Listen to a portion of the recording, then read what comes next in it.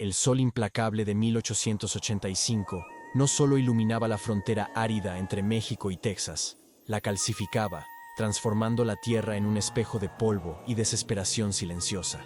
En el porche de la imponente hacienda Las Sombras, don Julián observaba el horizonte distorsionado por el calor, sintiendo el peso de la sequía como una mano invisible apretando su garganta.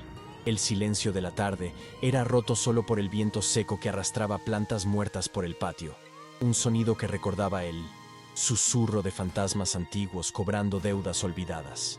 Julián, un hombre cuya piel estaba curtida por el trabajo y la severidad, permanecía inmóvil, pero sus ojos revelaban una tormenta interna que contradecía su postura rígida. Él sabía que la muerte rondaba su casa, no en forma de bandidos o hambre, sino a través de la fiebre que consumía a su único hijo en la habitación justo detrás de él. La riqueza que había acumulado con puño de hierro parecía ahora ceniza inútil ante la fragilidad de la vida de un niño. Al entrar en la habitación oscura, el olor acre a alcanfor mezclado con el olor dulzón de la enfermedad golpeó a Julián como un puñetazo físico en el estómago, haciéndolo dudar por un breve segundo. El pequeño Mateo yacía en la cama demasiado grande para su cuerpo debilitado, la piel pálida brillando con un sudor frío que desafiaba el calor opresivo de afuera. El médico de la ciudad, un hombre de ciencia limitada y fe conveniente, limpiaba sus anteojos nerviosamente, evitando la mirada perforante del hacendado, murmurando disculpas sobre la voluntad divina y la inevitabilidad del destino. Julián se acercó al lecho, el sonido de sus botas en el suelo de madera resonando como truenos en un templo profanado. Tocó la frente del niño, sintiendo el fuego de la fiebre quemar bajo sus dedos callosos, una conexión dolorosa que transfería la agonía del hijo directamente al corazón endurecido del padre, rompiendo sus defensas habituales. Mientras observaba la respiración irregular de Mateo, un recuerdo brutal invadió la mente de Julián, traído a la superficie por la culpa que había intentado enterrar bajo capas de orgullo y autoridad. Vio, con claridad aterradora, el día en que permitió que la ciudad expulsara a Elena, la curandera mestiza, bajo una lluvia de piedras e insultos crueles. Recordó estar en el porche, presenciando la violencia con los brazos cruzados, convenciéndose de que estaba protegiendo el orden moral de su comunidad contra la superstición y la brujería. El rostro de Elena, manchado de sangre y polvo, se volvió hacia él aquel día, no con miedo, sino con una decepción silenciosa que ahora lo atormentaba más que cualquier maldición gritada. Aquel silencio de ella pesaba ahora sobre la habitación, una sentencia muda que parecía confirmar que el sufrimiento actual de su hijo era el precio kármico por su cobardía moral y arrogancia ciega. Buscando algún consuelo o señal de vida, Julián deslizó la mano por debajo de la almohada húmeda de Mateo y sus dedos rozaron algo pequeño y áspero, escondido allí como un secreto sagrado. Sacó el objeto a la luz tenue. Era un amuleto rústico, hecho de hierbas secas trenzadas con cuerda y cuero, exhalando un aroma sutil a salvia y tierra mojada. El reconocimiento fue inmediato y devastador.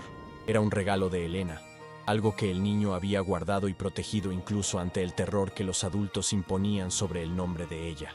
Aquello no era un objeto de hechicería maligna, como Vargas y el padre gritaban, sino un símbolo de afecto y cuidado que su hijo valoraba por encima de todo. La revelación golpeó a Julián con la fuerza de una revelación bíblica. Mateo no temía a la bruja, la amaba, y ella era la única que había ofrecido protección real cuando la medicina de los hombres falló. El médico, al notar el objeto en la mano del hacendado, hizo una señal de la cruz temblorosa y comenzó a hablar sobre la necesidad de llamar al Padre para la extrema unción, sugiriendo que el alma del niño necesitaba ser salvada, ya que el cuerpo estaba perdido. La furia de Julián estalló, no en gritos, sino en un tono bajo y peligroso que hizo que el aire en la habitación se volviera aún más pesado y sofocante. Se giró lentamente, sus ojos ardiendo con una determinación que rayaba en la locura, y ordenó que el médico saliera inmediatamente de su casa y de sus tierras. No habría oraciones fúnebres esa noche, ni resignación ante un destino que él se negaba a aceptar sin luchar hasta la última gota de sangre. Julián aplastó el amuleto en su mano, no para destruirlo, sino para absorber la fuerza que representaba, decidiendo allí mismo que desafiaría al cielo y al infierno para corregir su error. Saliendo al pasillo, Julián caminó con pasos pesados hasta su despacho, donde comenzó a prepararse para una jornada que sabía que sería tanto física como espiritual. Tomó su cinturón de armas, el cuero crujiendo familiarmente, pero sintió que el revólver era un peso inútil contra el enemigo que enfrentaba ahora. En lugar de munición extra, llenó cantimploras de agua y tomó un manto grueso, anticipando el frío traicionero de las montañas donde Helena había sido forzada a esconderse. Cada movimiento era preciso y cargado de urgencia, pero sus manos temblaban levemente, traicionando el miedo avasallador de llegar demasiado tarde, de encontrar solo el vacío donde buscaba la salvación. Los criados observaban desde las sombras, susurrando entre sí, sintiendo el cambio en la atmósfera de la casa, como si la propia estructura de las sombras estuviera conteniendo la respiración ante la decisión insana de su amo. En el patio, Vargas, su capataz y brazo derecho, lo interceptó, con los ojos entrecerrados de sospecha y la postura de quien se cree guardián de la moralidad ajena. Vargas señaló el caballo ensillado y preguntó a dónde iba el patrón, recordándole que la ciudad estaba agitada y que rumores sobre el niño ya circulaban en las tabernas. Julián montó en el caballo negro, su figura recortada contra el sol poniente, y miró a Vargas con un desprecio que nunca había demostrado antes, viendo en el capataz el reflejo de su propia ignorancia pasada. No dio explicaciones, pues sabía que Vargas jamás entendería que el honor no estaba en mantener la apariencia, sino en hacer lo que era necesario, aunque eso significara buscar la ayuda de quien ellos habían demonizado. Con un tirón en las riendas, Julián giró el caballo hacia el desierto prohibido, dejando atrás la seguridad de su imperio en ruinas. La travesía por el desierto fue un descenso a un infierno particular, donde el calor emanaba del suelo como si la propia tierra tuviera fiebre, reflejando la condición de Mateo. El caballo resoplaba y luchaba contra la arena suelta, mientras Julián mantenía los ojos fijos en las montañas rocosas, que se alzaban como dientes afilados en el horizonte distante. El tiempo parecía distorsionado en la vastedad del paisaje muerto. Los minutos se arrastraban como horas, bajo el sol que castigaba su piel y secaba sus labios hasta agrietarlos. Vio cadáveres de ganado blanqueados por el sol, monumentos macabros a la sequía, y sintió la ironía amarga de ser un hombre rico en tierras que nada producían más que polvo y muerte. La soledad era absoluta, forzándolo a confrontar sus pensamientos más oscuros, cuestionando si merecía la redención que buscaba, o si estaba solo cabalgando hacia su fin merecido. Al alcanzar el pie de las montañas, la luz del día comenzaba a ceder, lugar a un crepúsculo violeta y frío, transformando las rocas en sombras amenazadoras. Julián guió el caballo por senderos de cabras, caminos estrechos donde un paso en falso significaría la muerte segura, movido solo por la imagen del rostro pálido de su hijo. El aire enrarecido y helado cortaba sus pulmones, pero él continuaba subiendo, guiado por rumores antiguos sobre donde la bruja se había refugiado tras el exilio. Encontró la entrada de una cueva oculta, marcada no por símbolos mágicos, sino por la pobreza extrema. Algunos trapos secándose, una hoguera pequeña luchando contra el viento y el olor inconfundible de hierbas siendo quemadas. El escenario era de una dignidad triste, una prueba de la resistencia humana ante la crueldad, y Julián sintió la vergüenza quemarlo más fuerte que el sol del desierto. Desmontó, sintiendo las piernas rígidas y doloridas, y caminó hacia la entrada de la cueva, sus botas raspando la piedra con un sonido que parecía profano en aquel silencio. Helena surgió de las sombras, una figura esbelta y alerta, sosteniendo un cuchillo rudimentario con la firmeza de quien aprendió que el mundo es un lugar de amenazas constantes. La luz de la hoguera iluminó su rostro, revelando la marca de nacimiento que la ciudad llamaba demoníaca, pero que allí, bajo la luz de las estrellas nacientes, parecía solo una parte de la geografía de su piel. Sus ojos, de colores diferentes, se fijaron en Julián con una mezcla de odio, cautela y reconocimiento, evaluando la presencia del hombre que había destruido su vida. No había miedo en ella, solo la ferocidad de un animal acorralado que decidió que no retrocedería ni un paso más ante sus agresores. Julián se detuvo, alzando las manos abiertas para mostrar que no buscaba violencia, un gesto que le costó todo su orgullo acumulado en años de mando absoluto. No vio a la bruja que Vargas describía, sino a una mujer que había sobrevivido a pesar de él, y esa constatación lo desarmó completamente. Cayó, de rodillas en la piedra fría, no por debilidad física, sino bajo el peso aplastante de su necesidad y arrepentimiento, mirándola de abajo hacia arriba, con la voz ahogada por el polvo y la emoción contenida. No ordenó ni exigió, pronunció el nombre de ella con un respeto que nunca había tenido antes, e imploró por la vida de Mateo. Fue el momento en que el hacendado murió y el padre nació, despojado de cualquier poder excepto el amor desesperado por su hijo moribundo. ¿De qué parte del mundo estás viendo esta historia? Cuéntanos en los comentarios y suscríbete para más.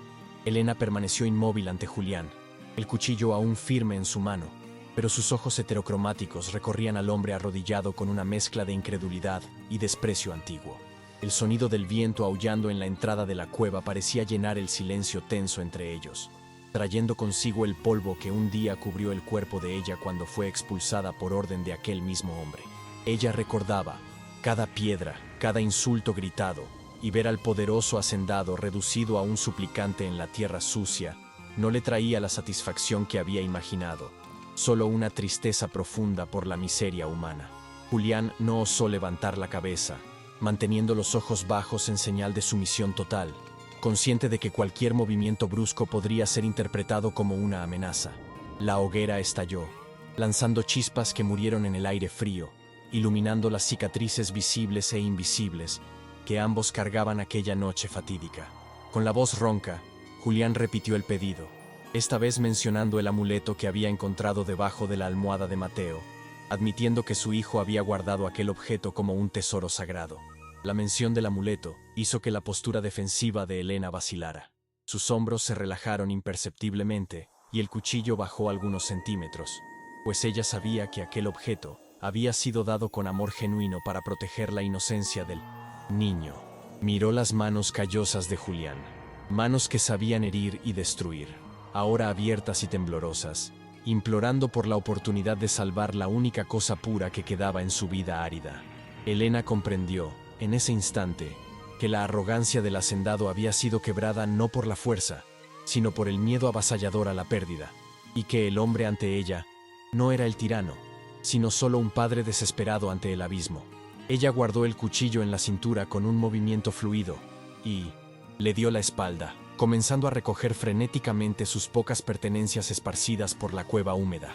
Sin decir una palabra de perdón o consuelo, llenó una bolsa de cuero desgastado con raíces secas, frascos de líquidos turbios y manojos de hierbas que exhalaban olores fuertes y terrosos.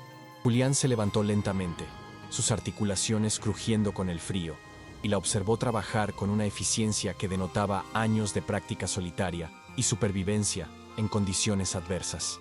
Elena lanzó la bolsa pesada contra el pecho de él, un gesto brusco que dejaba claro que él sería la bestia de carga en aquella jornada, invirtiendo la jerarquía social que siempre había gobernado sus vidas. Apagó la hoguera con una patada precisa, sumergiendo la cueva en la oscuridad, y ordenó secamente que él la siguiera, pues la muerte no esperaba a nadie. El descenso de la montaña fue una batalla silenciosa contra la gravedad y la oscuridad, donde cada paso en falso podría resultar en una caída fatal hacia el abismo rocoso de abajo.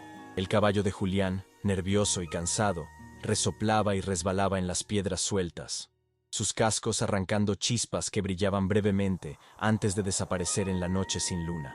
Julián guiaba al animal por las riendas, sintiendo el sudor frío escurrir por su espalda a pesar del viento helado, mientras Elena caminaba delante con la seguridad de un felino, conociendo cada grieta y cada trampa del terreno. El silencio entre ellos era pesado, cargado de resentimientos no dichos y de una tregua frágil que se sostenía solo por la urgencia de la misión. El paisaje alrededor era hostil, con cactus retorcidos que parecían figuras humanas agonizantes, testigos mudos de la procesión desesperada de aquellos dos enemigos unidos por la circunstancia. En un tramo particularmente empinado, el caballo de Julián perdió el apoyo y cayó con un golpe sordo, relinchando de dolor mientras intentaba inútilmente levantarse con una de las patas delanteras doblada en un ángulo antinatural. Julián, actuando por instinto y pragmatismo cruel, sacó su revólver inmediatamente, decidido a sacrificar al animal para no retrasar el descenso crítico. Antes de que pudiera amartillar el arma, Elena surgió de las sombras y empujó el cañón del revólver hacia abajo con una fuerza sorprendente, sus ojos brillando de furia contenida. Ella siseó que él siempre elegía la muerte como la solución más fácil para sus problemas, confrontando la lógica brutal de él con una compasión feroz. Julián vaciló, el dedo aún en el gatillo, pero la intensidad de la mirada de ella lo hizo retroceder. avergonzado por su prontitud en destruir lo que estaba herido. Elena se arrodilló en la tierra junto al animal jadeante, susurrando palabras en una lengua antigua que parecían calmar el terror en los ojos desorbitados de la bestia herida. Con manos firmes y delicadas, examinó la pata torcida, sus dedos moviéndose con una precisión anatómica que nada tenía que ver con magia, sino con un conocimiento profundo de la fisiología. Pidió agua y rasgó una parte de su propia falda para hacer un vendaje improvisado, aplicando una pasta de hierbas que sacó de su bolsa con rapidez. Julián observaba fascinado, iluminando la escena con un fósforo tembloroso, percibiendo por primera vez que aquello que él había llamado brujería era, en realidad, una ciencia natural refinada por la observación y la paciencia. El caballo dejó de debatirse, y tras unos minutos de manipulación cuidadosa, consiguió ponerse de pie, cojeando levemente, pero capaz de seguir el viaje. Continuaron la jornada a pie, guiando al caballo herido, lo que forzó un ritmo más lento y permitió que la tensión inicial se transformara en un intercambio de información vital. Elena, sin mirar a Julián, comenzó a hacer preguntas clínicas sobre el estado de Mateo, el color de la orina, la temperatura de la piel, los delirios y los horarios de las fiebres. Julián respondía con detalles dolorosos, su voz quebrada al describir el sufrimiento del hijo, despojándose de su armadura emocional con cada respuesta dada. Se dio cuenta de que ella no estaba juzgando sus fallos como padre, sino armando un diagnóstico preciso en su mente, tratando la enfermedad como un rompecabezas a ser resuelto y no como una maldición divina. Ese enfoque racional trajo un alivio inesperado para Julián, que hasta entonces había estado ahogado en supersticiones y miedos irracionales sobre la condición del niño. Al acercarse a la Hacienda Las Sombras, la atmósfera cambió drásticamente. El silencio del desierto fue sustituido por la tensión eléctrica de un lugar vigilado por el miedo y la desconfianza. Antorchas ardían en los muros y hombres armados patrullaban el perímetro, bajo las órdenes estrictas de Vargas para proteger la propiedad de cualquier amenaza externa o sobrenatural. Julián sabía que entrar por la puerta principal con Elena sería un suicidio. La turba, instigada por Vargas, dispararía antes de hacer preguntas al ver a la bruja regresando. Guió a Elena por un camino antiguo, usado por los sirvientes para descartar basura, rodeando los establos y entrando por la parte trasera de la casa grande. El olor a estiércol y decadencia en aquel camino parecía apropiado para la entrada clandestina, reflejando la podredumbre moral que se había instalado en la hacienda desde la expulsión de ella. Entraron en la casa por la cocina desierta, donde las brasas del fogón aún brillaban débilmente, proyectando sombras largas y distorsionadas en las paredes de adobe encalado. El contraste entre el frío cortante de la noche en el desierto y el calor sofocante y estancado del interior de la casa golpeó a Elena como una pared sólida. Se detuvo por un momento, ajustando los ojos a la penumbra, sintiendo la energía pesada que permeaba el lugar, una mezcla de tristeza acumulada y miedo reprimido. Julián hizo una señal para que ella guardara silencio, guiándola por los pasillos laberínticos hasta la habitación de Mateo, evitando las tablas del suelo que crujían. Cada paso era medido, cada respiración contenida, transformando la propia casa de Julián en un territorio enemigo donde él necesitaba moverse como un ladrón en la noche. Cuando Julián abrió la puerta de la habitación de Mateo, el aire viciado y caliente escapó hacia el pasillo, cargando el olor inconfundible de enfermedad avanzada y remedios inútiles. Elena entró sin dudar, sus ojos fijándose inmediatamente en la pequeña figura que ardía en fiebre en medio de la cama grande y opulenta. No perdió tiempo con sentimentalismos. Fue directo a las ventanas pesadas de terciopelo y las abrió con violencia, permitiendo que el aire fresco de la noche entrara y limpiara el miasma sofocante.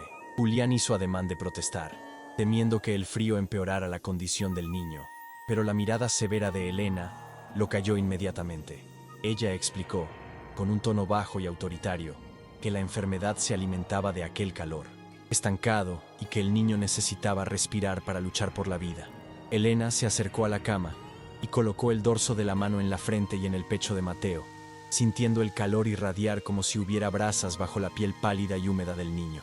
El niño gemía en su delirio, palabras inconexas que hablaban de sed y monstruos, sus ojos moviéndose rápidamente bajo los párpados cerrados.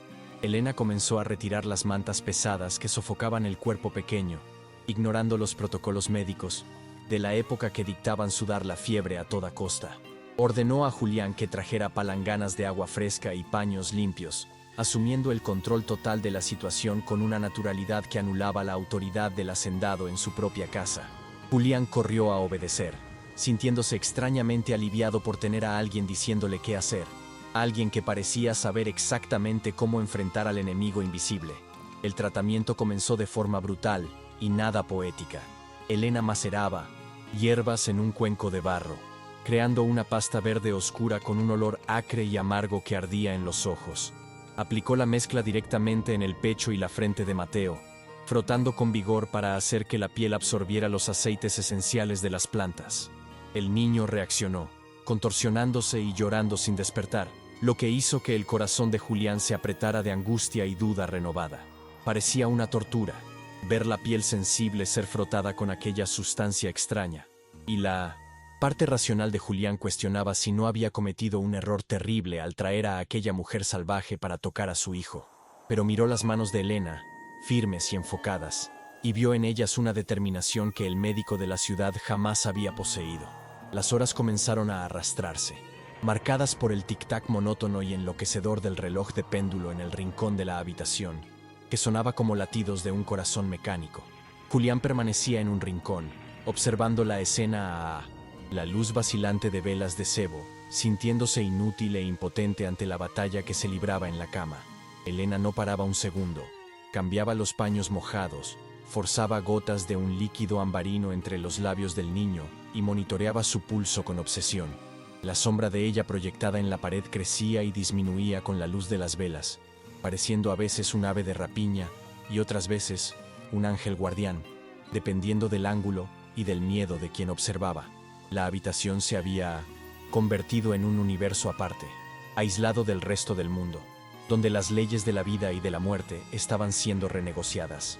En cierto momento, Elena necesitó más agua caliente para preparar una infusión específica, y miró a Julián, indicando la jarra vacía con un movimiento de cabeza exhausto. Julián tomó la jarra y salió al pasillo, sintiendo el peso del silencio de la casa caer sobre él nuevamente, pero ahora con una nueva capa de tensión. Caminó hasta la cocina, sus pasos resonando, solitarios, y se sintió como un intruso en su propia vida, un fantasma vagando por los pasillos de una memoria que ya no le pertenecía. Al llenar la jarra, vio su reflejo en una ventana oscura, un hombre desgreñado, sucio de polvo y miedo, irreconocible en comparación al retrato altivo que colgaba en el salón principal. La transformación ya había comenzado, corroyendo la fachada del hacendado intocable. De vuelta a la habitación, la crisis alcanzó su pico. Mateo comenzó a convulsionar violentamente, su cuerpo pequeño arqueándose en la cama, mientras espuma blanca surgía en las comisuras de su boca. Julián soltó la jarra, que se hizo añicos en el suelo, y corrió para sujetar a su hijo, el pánico apoderándose de cada fibra de su ser. Elena, sin embargo, lo empujó hacia atrás con un grito feroz, ordenando que no tocara al niño, pues el cuerpo necesitaba expulsar el veneno sin restricciones. Fue el momento más difícil de la vida de Julián, quedarse quieto, viendo a su hijo, debatirse como si estuviera poseído, confiando solo en la palabra de una mujer a la que él un día había llamado bruja. Cerró los puños hasta que las uñas hirieron sus palmas, las lágrimas corriendo libremente por su rostro endurecido, rezando a un Dios que parecía haber abandonado aquella casa hacía mucho tiempo. La convulsión cesó tan súbitamente como comenzó, dejando a Mateo inerte y pálido, su respiración tan superficial que parecía haberse detenido completamente por unos segundos, aterradores. Elena se inclinó sobre él, colocando el oído en el pecho del niño, y permaneció así por un tiempo que pareció una eternidad para el padre agonizante. Finalmente, alzó la cabeza y soltó un suspiro largo y tembloroso, asintiendo levemente hacia Julián. Lo peor de la tormenta inmediata había pasado, pero el niño estaba exhausto.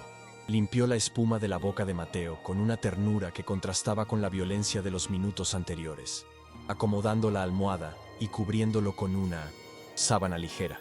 Julián se apoyó en la pared y se deslizó hasta el suelo, las piernas cediendo bajo el peso del alivio momentáneo. El silencio que siguió fue diferente, menos cargado de pánico y más lleno de un agotamiento compartido que creaba un vínculo extraño entre los dos adultos en la habitación. Elena se sentó en el suelo, abrazando sus rodillas, visiblemente drenada por la energía que había gastado para mantener a la muerte lejos de aquella puerta. Julián, aún en el suelo, tomó su cantimplora de agua y se la ofreció a ella, un gesto simple de camaradería que rompía barreras sociales infranqueables horas antes. Ella dudó, mirando la cantimplora y luego a él, pero la sed venció al orgullo. Aceptó y bebió largamente, devolviendo el objeto con un breve movimiento de cabeza. En aquel trago de agua compartido, una tregua silenciosa fue sellada, basada no en palabras, sino en la supervivencia mutua. La madrugada comenzaba a insinuarse por las ventanas abiertas, trayendo una luz grisácea y fría que amenazaba con exponer el secreto que ellos guardaban en aquella habitación. El canto de un gallo distante sonó como una alarma, recordando a Julián que el mundo allá afuera pronto despertaría y que Vargas estaría rondando como un perro guardián desconfiado. El peligro de ser descubiertos aumentaba a cada minuto que la luz se fortalecía, transformando el refugio de la habitación en una trampa potencial. Elena se levantó y fue hasta la ventana, observando el patio desierto allá, abajo, su silueta recortada contra el cielo clareando. Consciente de que la verdadera prueba aún estaba por venir, ella sabía que la medicina era solo la mitad de la batalla. La otra mitad sería enfrentar el odio de los hombres.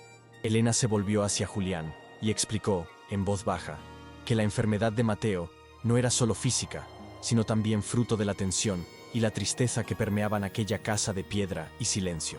Dijo que los niños absorben el veneno emocional de los padres y que la rigidez de Julián estaba, de cierta forma, sofocando el alma del niño, haciéndolo vulnerable a la enfermedad. Julián escuchó aquellas palabras como sentencias de un tribunal moral, sin intentar defenderse, pues en el fondo sabía que ella decía la verdad. Miró el rostro sereno de su hijo durmiendo y vio, por primera vez, cuánto se parecía Mateo a su madre fallecida, aquella que traía luz y suavidad a las sombras. La culpa lo golpeó nuevamente, pero ahora mezclada con una claridad dolorosa sobre lo que necesitaba cambiar. El olor de las hierbas quemadas y de las pastas medicinales comenzaba a esparcirse más allá de la puerta de la habitación, infiltrándose en el pasillo como una prueba olfativa de la presencia prohibida de Elena. Julián sabía que era solo cuestión de tiempo, hasta que los criados sintieran el aroma y los susurros comenzaran a correr por la casa como fuego en paja seca. Se levantó, verificó la tranca de la puerta y la reforzó con una silla pesada, decidido a transformar aquella habitación en una fortaleza si fuera necesario. Elena observó la acción de él sin comentar, volviendo su atención hacia el niño, preparando una dosis más del remedio amargo. Estaban atrincherados juntos, cómplices en un crimen de amor y cura contra las leyes de aquella sociedad rígida. Para bajar la fiebre residual, Elena decidió que necesitaban bañar a Mateo en agua fría mezclada con alcohol, un procedimiento que exigía la colaboración física de Julián para sostener el cuerpo inerte. Juntos, desvistieron al niño y lo colocaron en la tina improvisada, trabajando en sincronía, sus manos tocándose ocasionalmente en el agua turbia. No había espacio para pudor o duda. Eran solo dos pares de manos luchando para enfriar un cuerpo en llamas, unidos por el propósito común. Julián vio los brazos finos de Elena, marcados por rasguños y cicatrices de su vida en las montañas, y sintió una ola de respeto por aquella mujer que el mundo había intentado destruir y que ahora salvaba su mundo. Un golpe fuerte en la puerta rompió la concentración de ellos, haciendo que el corazón de Julián se disparara. Era la voz de Vargas, cargada de falsa preocupación, preguntando por el patrón y por el niño.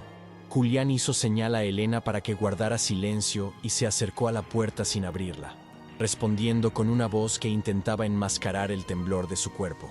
Mintió, diciendo que el niño estaba descansando y que nadie debería molestarlos bajo pena de castigo severo, usando su autoridad habitual como escudo.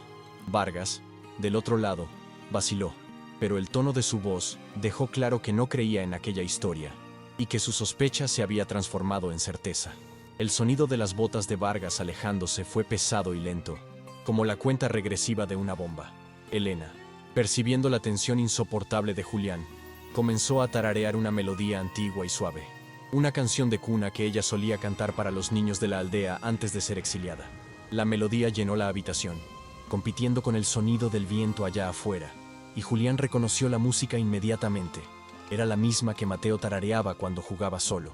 La percepción de que su hijo cargaba recuerdos de cariño ligados a aquella mujer, recuerdos que él mismo, como padre, no había construido, fue devastadora. La música sirvió para calmar al niño en la tina, pero también sirvió para romper un pedazo más de la armadura de Julián, exponiendo la humanidad cruda que él había escondido por tanto tiempo. Allá, afuera, el viento comenzó a aullar con más fuerza, levantando nubes de polvo que golpeaban contra las ventanas como puñados de arena, arrojados por manos furiosas, anunciando una tormenta de arena. La naturaleza parecía reflejar el caos que estaba a punto de estallar dentro de la hacienda, creando un escenario apocalíptico que aislaba aún más la casa del resto del mundo. La luz del día se volvió amarillenta y enferma, filtrada por el polvo suspendido en el aire, aumentando la sensación de claustrofobia dentro de la habitación. Elena miró hacia la ventana con aprensión, sabiendo que las tormentas de arena ponían a los hombres nerviosos y propensos a la violencia irracional, y que el clima estaba conspirando contra ellos. La energía de Elena estaba visiblemente desvaneciéndose. Se tambaleó levemente al levantarse de la tina, apoyándose en el borde de la cama para no caer, su rostro pálido de agotamiento. Ella estaba, literalmente, donando su propia vitalidad para el niño. Un concepto de cura que involucraba transferencia de energía y sacrificio personal. Julián corrió para ampararla, sosteniéndola por los brazos, y sintió el cuerpo de ella temblar de debilidad, ligero como un pájaro herido. Ella lo apartó gentilmente, insistiendo en que estaba bien y que el foco debería permanecer en Mateo, negándose a mostrar debilidad ante la misión que aún no estaba cumplida. La determinación de ella era una fuerza de la naturaleza, tan implacable como la sequía allá afuera. Mateo abrió los ojos por un breve momento, las pupilas dilatadas, y murmuró el nombre de Elena con una sonrisa débil, reconociendo la presencia de ella a través de la niebla de la fiebre. Aquel reconocimiento fue la prueba definitiva para Julián. Su hijo veía en ella una fuente de amor y seguridad, no el monstruo que la ciudad había pintado. El niño cerró los ojos nuevamente, cayendo en un sueño más profundo y natural, pero aquel instante de lucidez fue el combustible que Julián necesitaba para lo que vendría a continuación.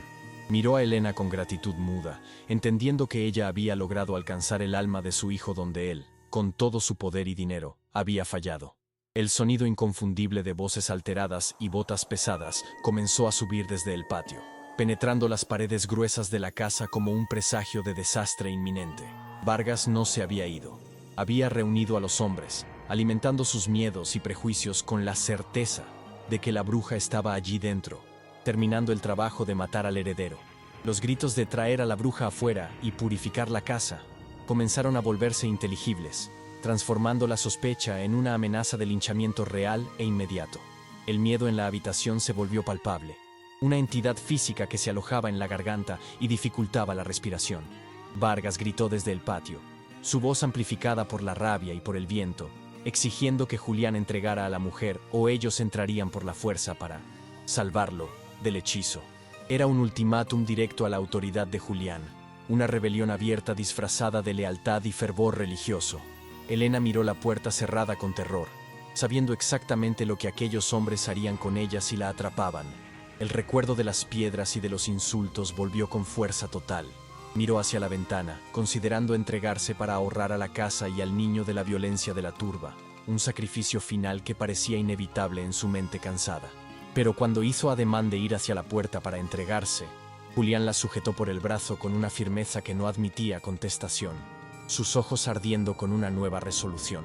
«Nadie te toca en esta casa», dijo él, no como el hacendado que da órdenes, sino como un hombre que encontró algo por lo cual vale la pena morir. Soltó el brazo de ella y caminó hasta el armario donde guardaba su Winchester, verificando la munición con movimientos precisos y letales. Miró a su hijo durmiendo, luego a Elena, y finalmente a la puerta que temblaba bajo los golpes de los hombres afuera. La elección estaba hecha. Él enfrentaría a su propio ejército para proteger a la mujer que había salvado a su hijo. ¿Te está gustando esta historia? Deja un like y suscríbete al canal. Ahora continuamos con el vídeo. Julián verificó el cargador de su Winchester con movimientos mecánicos y precisos, el sonido metálico de las balas deslizándose hacia la recámara resonando como sentencias de muerte en la habitación silenciosa. Sintió el peso frío del arma en sus manos, un contraste brutal con la fragilidad caliente del cuerpo de su hijo. que luchaba por la vida a pocos metros de allí. La decisión de usar fuerza letal contra sus propios hombres no vino de un lugar de odio, sino de una claridad aterradora de que la civilidad había colapsado completamente. Miró a Elena, que aún sostenía la mano de Mateo, y vio en sus ojos el miedo no a la muerte, sino a fallar en la misión de salvar al niño. Julián entendió que el arma era la única barrera entre la ignorancia salvaje del mundo exterior y el milagro frágil que ocurría allí dentro, y él estaba dispuesto a convertirse en un asesino para proteger aquel santuario de cura.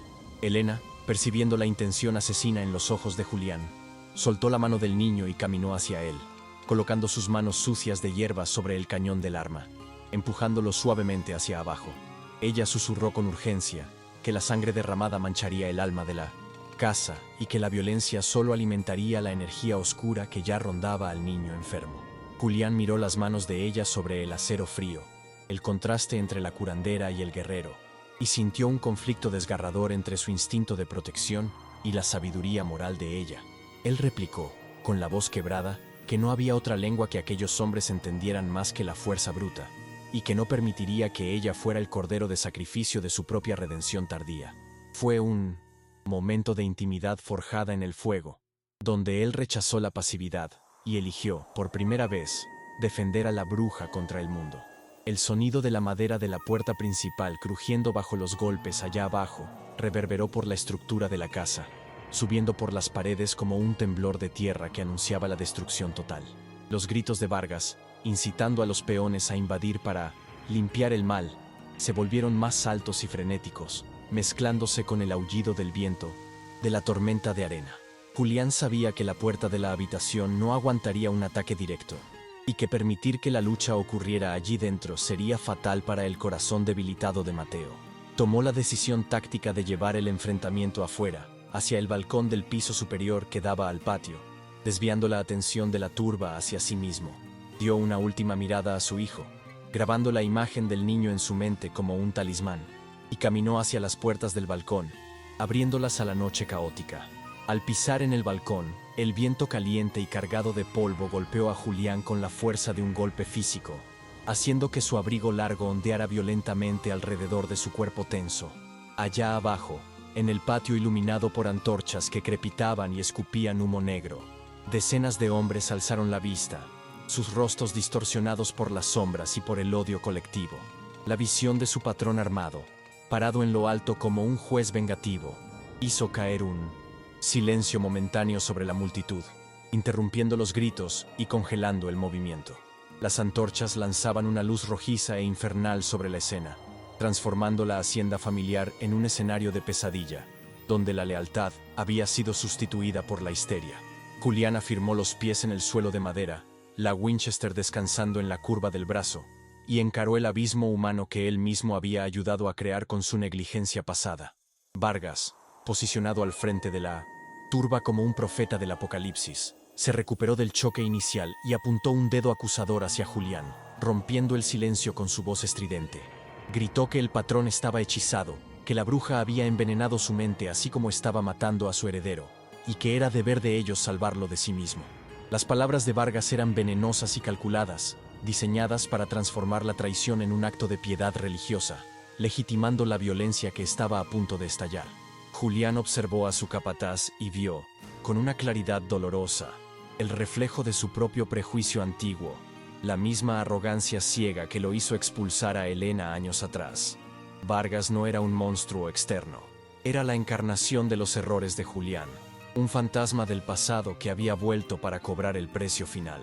En lugar de disparar, Julián alzó la voz por encima del viento, proyectando una autoridad que no venía del dinero o del miedo, sino de una convicción moral inquebrantable que sorprendió a todos.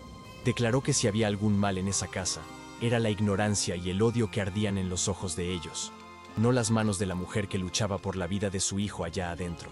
Dijo, con una calma aterradora, que Elena era la única esperanza de Mateo, y que, si ellos querían entrar, tendrían que pasar por encima de su cadáver primero.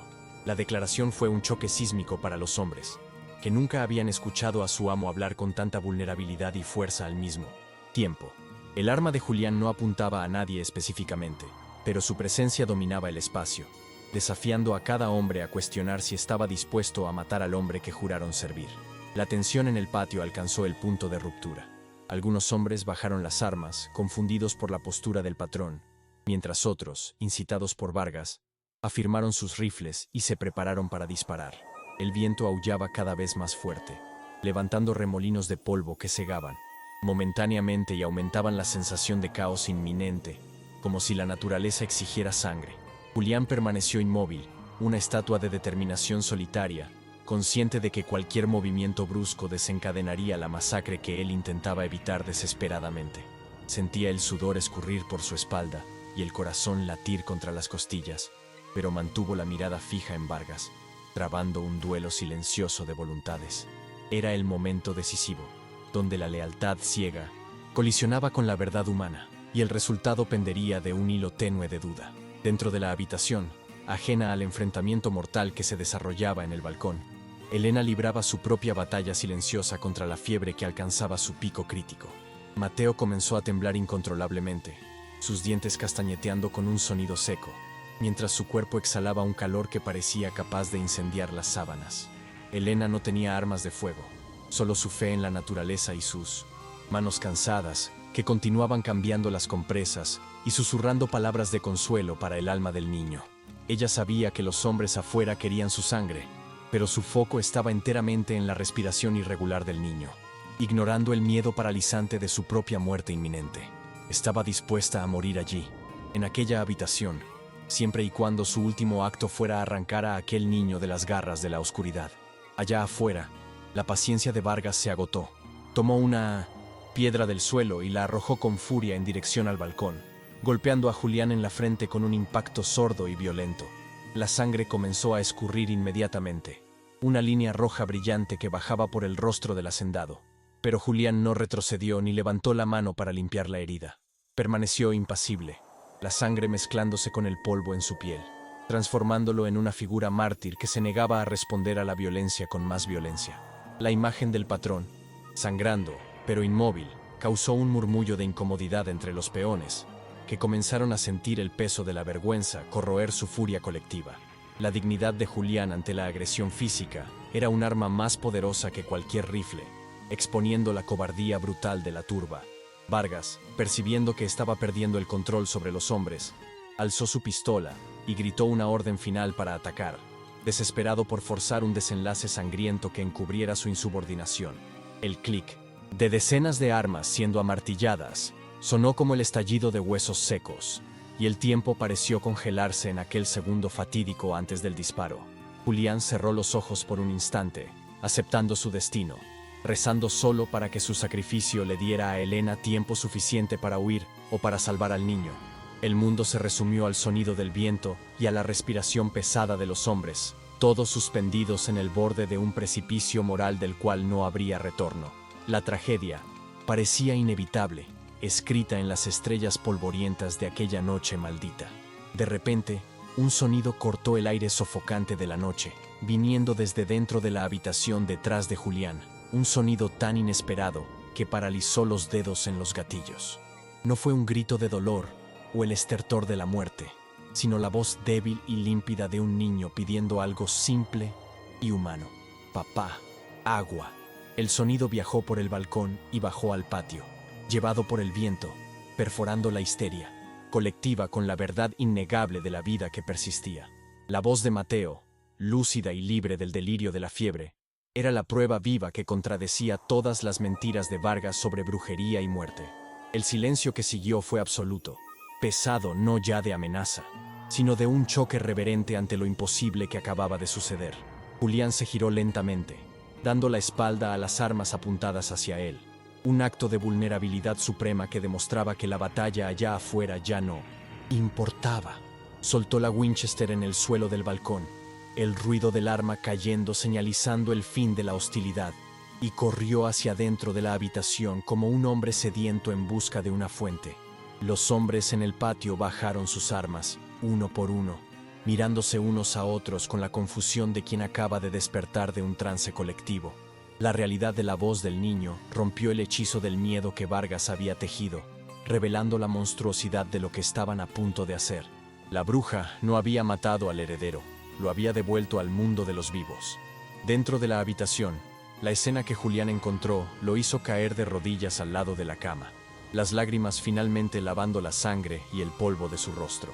Mateo estaba despierto, pálido y débil, pero con los ojos claros y enfocados, mirando al padre con un reconocimiento que había estado ausente por días. Elena estaba apoyada en la pared opuesta, deslizándose lentamente hasta el suelo, sus fuerzas completamente drenadas, pero con una leve sonrisa de triunfo cansado en los labios.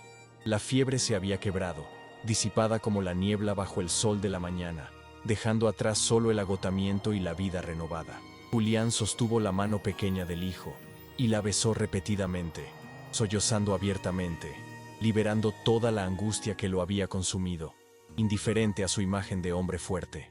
Elena observó el reencuentro de padre e hijo con una satisfacción silenciosa, sintiendo que su deuda, con el universo, y tal vez consigo misma, estaba pagada. Miró sus propias manos, que temblaban incontrolablemente, y vio en ellas no la maldición que la ciudad temía, sino el instrumento de una gracia que ella misma apenas comprendía. No necesitaba agradecimientos ni oro. Ver el amor fluir nuevamente entre esos dos seres rotos era la única recompensa que importaba. Intentó levantarse para salir, para desaparecer en las sombras como siempre había hecho, pero sus piernas fallaron y permaneció allí, una testigo exhausta del milagro que había obrado. La conexión entre ella, el hombre y el niño se había solidificado en algo sagrado e indestructible. Julián se levantó, aún sosteniendo la mano de su hijo, y miró a Elena con una gratitud que trascendía las palabras. Un reconocimiento de que ella había salvado no solo la vida de Mateo, sino el alma de él también. Fue hasta la jarra de agua fresca, sirvió un vaso y, con una ternura infinita, levantó la cabeza de su hijo para que bebiera. El sonido del agua siendo tragada por el niño sediento fue la música más bella que Julián jamás había escuchado, un himno a la vida que llenó la habitación y expulsó los últimos vestigios de muerte. El agua, que faltaba en la tierra seca allá afuera, fluía abundantemente allí dentro, simbolizando el retorno de la esperanza y la purificación de los pecados pasados. El hacendado tomó a Mateo en brazos, envolviéndolo en una manta ligera, y caminó de regreso al balcón, esta vez no como un guerrero, sino como un padre orgulloso y humilde. Apareció ante sus hombres sosteniendo al niño vivo, presentando la prueba irrefutable del milagro, una imagen que recordaba íconos religiosos antiguos de sacrificio y resurrección. Mateo, débil pero consciente, saludó levemente a los peones allá abajo, un gesto inocente que selló el destino de la noche.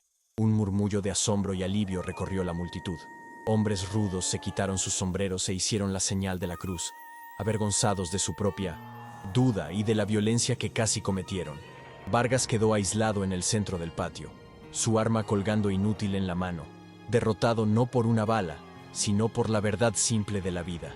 Elena surgió en la puerta del balcón detrás de Julián, una figura espectral iluminada por la luz vacilante de las antorchas, exponiéndose finalmente a los ojos de aquellos que la odiaban. Pero esta vez, no hubo gritos de bruja o piedras volando. Hubo solo un silencio respetuoso y temeroso ante la mujer que había desafiado a la muerte y vencido. Ella no miró al suelo ni se encogió. Sostuvo la mirada de la multitud con una dignidad serena, sus manos manchadas de emplastos visibles para todos, manos que curaban en lugar de herir. La narrativa de Vargas se desmoronó completamente ante la presencia de ella, revelando la mentira de que lo desconocido es siempre maligno. La atmósfera en el patio cambió. La agresividad se evaporó, sustituida por un sentimiento colectivo de culpa y reverencia. Algunos hombres comenzaron a apagar sus antorchas, sumergiendo el patio en la oscuridad natural de la noche, señalizando el fin del cerco y de la hostilidad. Vargas, percibiendo que su liderazgo había sido quebrado irreparablemente, enfundó su arma y retrocedió hacia las sombras, desapareciendo como un demonio exorcizado por la luz de la verdad. Julián miró a sus hombres y no dijo nada. El juicio estaba hecho, y la misericordia del momento hablaba más alto que cualquier castigo. Se volvió hacia Elena y, delante de todos, hizo una leve reverencia con la cabeza, un gesto público de respeto que reescribía la historia social de aquella hacienda. El viento de la tormenta de arena comenzó a disminuir, como si la furia de la naturaleza hubiera sido apaciguada por la resolución del conflicto humano. Las nubes de polvo se asentaron, revelando un cielo donde las estrellas comenzaban a brillar tímidamente a través de la neblina seca. Julián regresó a la habitación con Mateo y Elena, cerrando las puertas del balcón tras de sí, cerrando el mundo exterior y protegiendo la paz recién descubierta. La habitación, antes un lugar de agonía y miedo, ahora parecía un templo de silencio y recuperación, donde 3 personas improbables habían forjado una familia temporal en el yunque de la crisis. Elena se sentó nuevamente en la silla al lado de la cama, observando a Mateo dormirse tranquilamente, su respiración ahora rítmica y profunda, el sonido de la vida retomando su curso natural. Julián se sentó en el suelo, recostado en la cama, su mano aún sosteniendo la del hijo, demasiado exhausto para pensar en el mañana, pero agradecido por haber un mañana. Permanecieron allí, en el silencio compañero, escuchando el sonido distante del trueno que, por primera vez en meses, prometía lluvia real y no solo viento. La sequía espiritual de las sombras había terminado antes incluso de que la primera gota de agua tocara el suelo sediento. La noche avanzó hacia la madrugada, trayendo consigo una frescura que penetraba las paredes de piedra, limpiando el calor opresivo de los últimos días. Julián miró a Elena y vio que se había quedado dormida en la silla, la cabeza colgando hacia un lado, vulnerable y humana, lejos de la figura mítica que todos imaginaban. Sintió una ola de protección en relación a ella, una promesa silenciosa de que nunca más permitiría que fuera expulsada hacia la oscuridad. La pesadilla había terminado, y mientras la primera luz del amanecer comenzaba a pintar el horizonte de azul y oro, Julián sabía que el mundo había cambiado irrevocablemente, curado por el coraje de una mujer y por el amor a un niño. La luz de la mañana invadió la habitación con una suavidad dorada que parecía pedir perdón por la brutalidad de la noche anterior, iluminando las partículas de polvo que danzaban en el aire ahora inmóvil. Julián despertó de su sueño vigilante al pie de la cama, sintiendo el cuerpo rígido y adolorido, pero con una ligereza en el pecho que no experimentaba desde hacía años. El silencio en la casa no era más el silencio de la muerte o del miedo, sino una quietud reverente, como la de una iglesia tras un milagro. Miró inmediatamente hacia la cama y vio el pecho de Mateo subir y bajar en un ritmo constante y profundo, la piel finalmente libre del brillo enfermizo del sudor febril. La tormenta de arena había pasado, llevándose consigo los demonios de la duda, y el mundo allá afuera parecía haber sido reiniciado, aguardando para ser escrito nuevamente bajo nuevas leyes. Elena ya estaba de pie, arreglando silenciosamente su bolsa de cuero desgastado, recogiendo los frascos vacíos y los restos de hierbas con la eficiencia de quien está acostumbrada a partir antes de ser expulsada. Su postura era humilde, encorvada sobre sus pertenencias, esperando que, ahora que su utilidad había terminado, el desprecio habitual regresara para ocupar el lugar de la necesidad. Julián la observó por un momento, sintiendo una punzada aguda de vergüenza al darse cuenta de que ella esperaba ser tratada como un instrumento desechable, no como la salvadora que era. Se levantó, aclarando su garganta ronca, y cuando ella se giró con esa mirada defensiva de animal cazado, él no desvió los ojos. Por primera vez, la veía no a través de los lentes de la superstición o de la clase social, sino como una igual, una mujer cuya fuerza superaba la de él. Mateo se agitó en la cama y abrió los ojos, parpadeando contra la claridad, y su mirada encontró a Elena antes de encontrar al padre, un detalle que no pasó desapercibido para Julián. El niño sonrió, una sonrisa débil pero genuina, y extendió la manita pálida hacia la mujer que había luchado contra las sombras por él. Elena vaciló, mirando a Julián como si pidiera permiso, pero él solo asintió gravemente, alentando el contacto que antes habría prohibido con violencia. Ella se acercó y sostuvo la mano del niño, sus dedos callosos y manchados de verde contra la piel suave del pequeño, y susurró que él se pondría fuerte, como el cactus que florece tras la sequía. Aquel momento de ternura selló un pacto silencioso entre los tres, una alianza forjada en la frontera entre la vida y la muerte. Cuando bajaron las escaleras, la atmósfera de la casa se había transformado. Los pasillos, antes llenos de susurros conspiratorios, ahora resonaban con el respeto silencioso de los criados que detenían sus quehaceres para verlos pasar. Julián caminaba al lado de Elena, no delante de ella, una ruptura de protocolo que enviaba un mensaje claro a todos los que observaban desde las puertas de la cocina y las sombras del salón. El olor a café fresco y pan horneado sustituyó el olor a enfermedad y remedios, trayendo una normalidad reconfortante que parecía casi extraña después de la intensidad de las últimas horas. Salieron al porche principal, donde la luz del sol revelaba los estragos de la noche, cercas rotas, antorchas apagadas y el suelo marcado por las botas de la multitud enfurecida. Pero, en lugar de ruina, el escenario parecía un campo de batalla donde la vida había triunfado.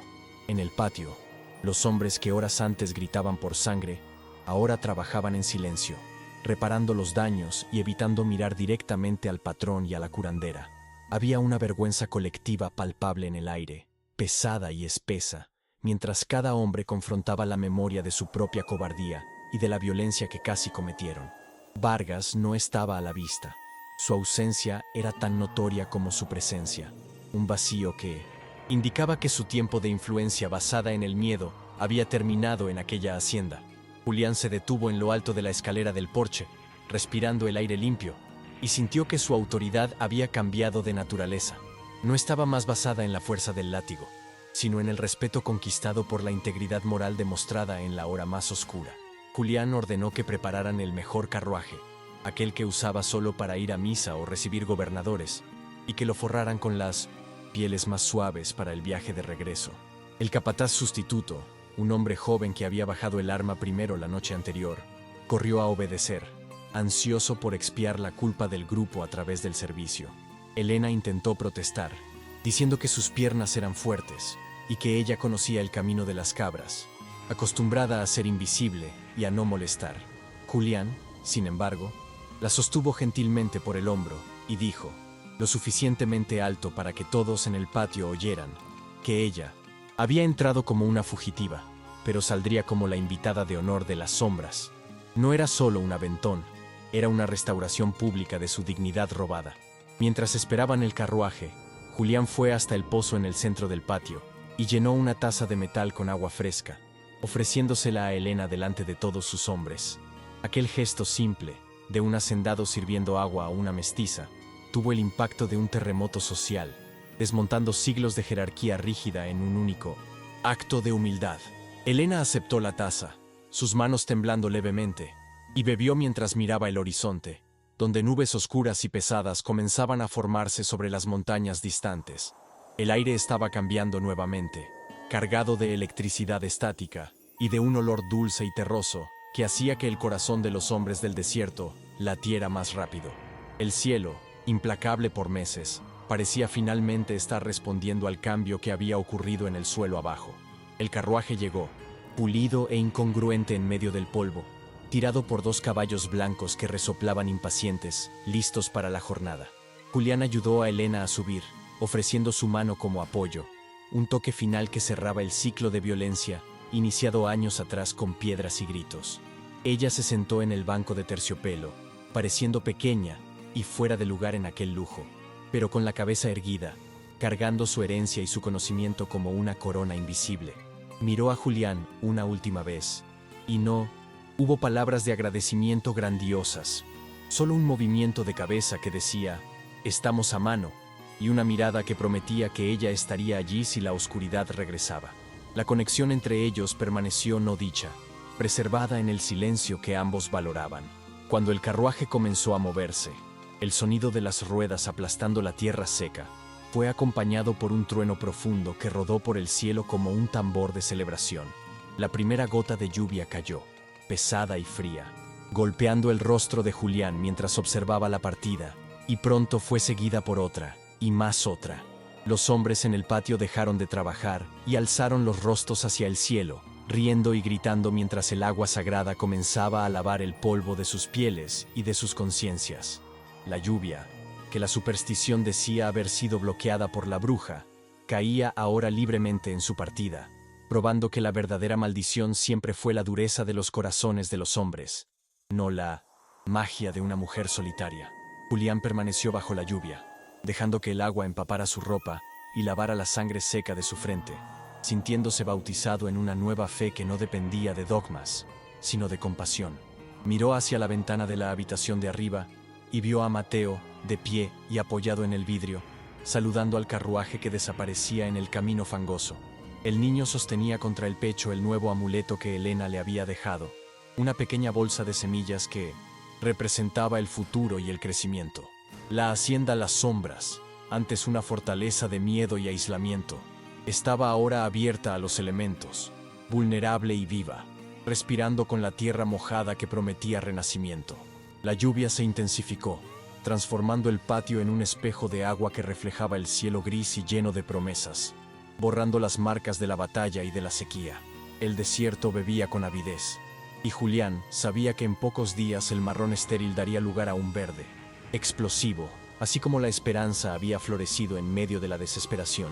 Pensó en Vargas, vagando solo en algún lugar bajo aquella misma lluvia, y sintió no odio, sino una pena distante, pues el hombre había elegido vivir en la sequía eterna del prejuicio.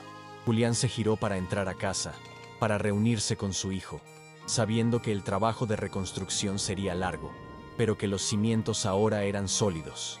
Dentro de la casa, el sonido de la lluvia en el techo era una canción de cuna, constante y reconfortante, llenando los espacios vacíos que antes eran ocupados por el silencio opresivo. Julián subió las escaleras, sintiendo el peso de los años disolverse a cada escalón, y entró en la habitación donde todo había cambiado. Se sentó al lado de Mateo, que miraba maravillado el agua que escurría por el cristal, y abrazó al hijo, sintiendo el calor saludable de su cuerpo pequeño.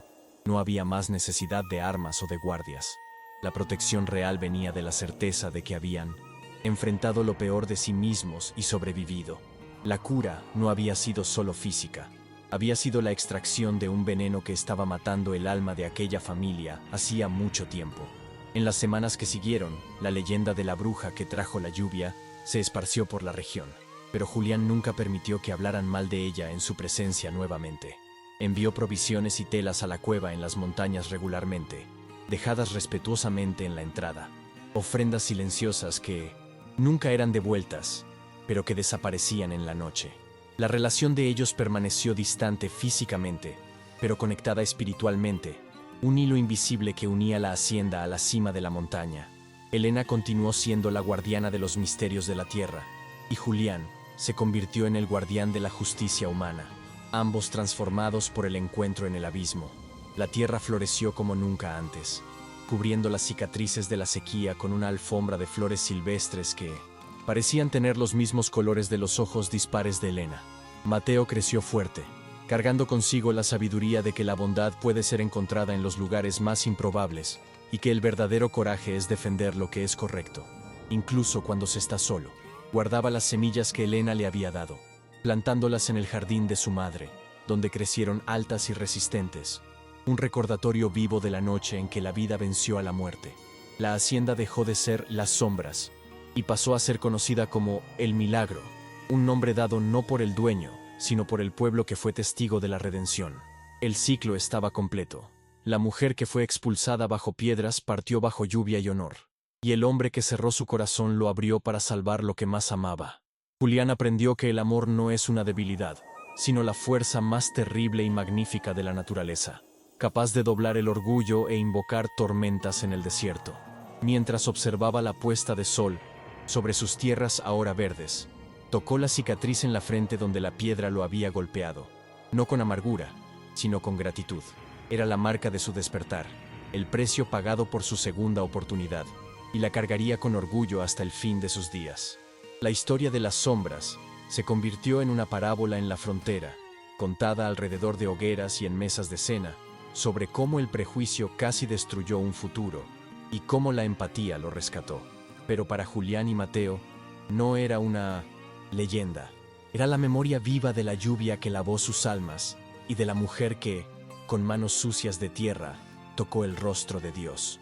La noche cayó suave y fresca, y por primera vez en mucho tiempo, no había coyotes aullando de hambre, solo el sonido de la vida prosperando en la oscuridad pacífica. Y así, en el corazón del desierto sanado, padre e hijo durmieron el sueño de los justos, vigilados por el recuerdo de una bondad que no tenía precio. Comenten, el amor no tiene precios. Ustedes también creen en la bondad humana.